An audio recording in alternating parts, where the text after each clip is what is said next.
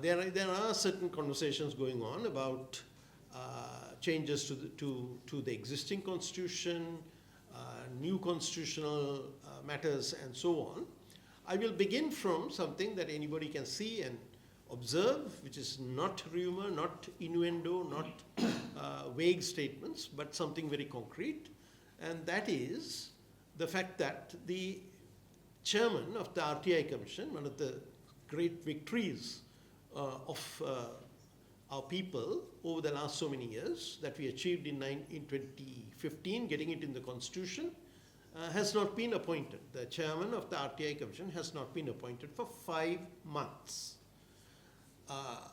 The indication is that they want to appoint somebody, but they are not sure about getting this person appointed through the Constitutional Council. Therefore, they are delaying and so on. Maybe they will put the name up after they make some changes to the Constitutional Council. Now, that shows that they don't understand the basic principles of checks and balances that is embodied in all good constitutions. That is, we don't let the executive take unilateral decisions. We don't let the legislature take unilateral decisions. We build checks and balances among the different branches. So the Constitutional Council, which is a innovation, a governance constitutional innovation in Sri Lanka, which was put in place with the support and the, you could even say, the pressure of the JVP back in 2001, when the 17th Amendment was brought in. The basic principle is that the people on the Constitutional Council are not either in the executive or in the legislature. They represent all three areas. They come from 3 sources. The president is the one who makes appointments with the concurrence of the Constitutional Council. So the president is elected in the presidential election. All other than 3 members, the other members of the Constitutional Council come from Parliament. But from Parliament, the Speaker is represented, the Leader of the Opposition is represented, the President's appointee is represented, and so on. So it's a combination of people from within Parliament. Their legitimacy comes from the general election. And then there are 3 civil society representatives who have applied, whose profiles have been considered and who have been appointed.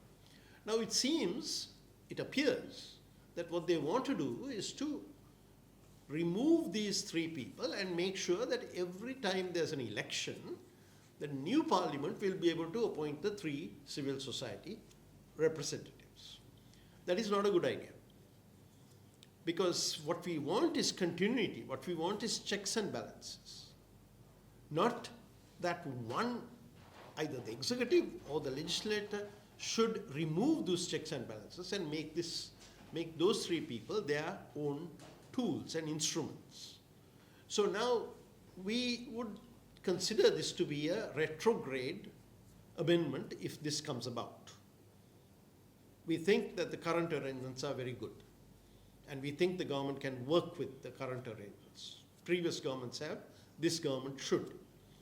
Now, what this disturbs me is that gives us an inclination, gives us an indication of the government's inclination in terms of constitutional reform.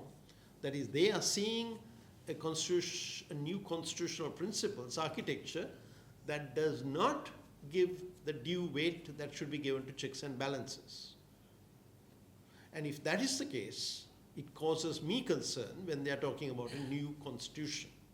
So I'm perfectly willing to accept that they will come up with a new constitution, as the Honorable Prime Minister has said, but we'd like to have the broadest possible participation, because in the end, this will have to go to a referendum, and the people's approval will have to be sought, and we'd like it if the broadest consultation is made and all groups in society can participate in that activity.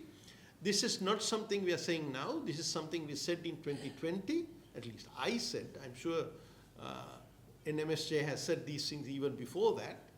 When Mr. Gotabaya Rajapaksa was trying to draft a new constitution headed by his personal lawyer, we said that is not the way to do it. You have to do it through a broad consultative process.